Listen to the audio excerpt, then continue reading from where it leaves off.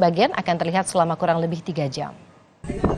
Pengamatan gerhana matahari hibrida dilakukan di rooftop IKIP Muhammadiyah Maumere. Sementara terdapat 10 titik pengamatan yang disiapkan, diantaranya di Kabupaten Sika, Kabupaten Lembata, Kota Kupang, Labuan Bajo, hingga Kota Bima, Nusa Tenggara Barat. Diperkirakan gerhana matahari sebagian akan mulai terlihat di Kabupaten Sika pada pukul 10.38 hingga pukul 13.46 waktu Indonesia bagian timur. Selain mengamati gerhana matahari, akan dilakukan juga sholat gerhana dengan melibatkan pengurus daerah Muhammadiyah Kabupaten Sika.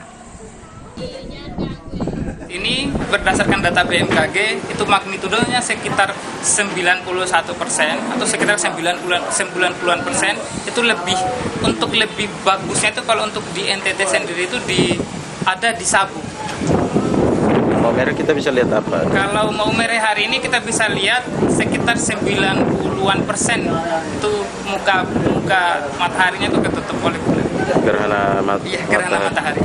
Gerhana matahari total. Gerhana matahari sebagian. Kita dapatnya yang gerhana matahari sebagian. Saudara, jemaah Tarekat Naksabandia di Padang, Sumatera Barat hari ini menggelar sholat Idul Fitri. Jemaah Naksabandia menetapkan 1 Syawal lewat ruqyah hilal dan juga hitungan hisab munjid.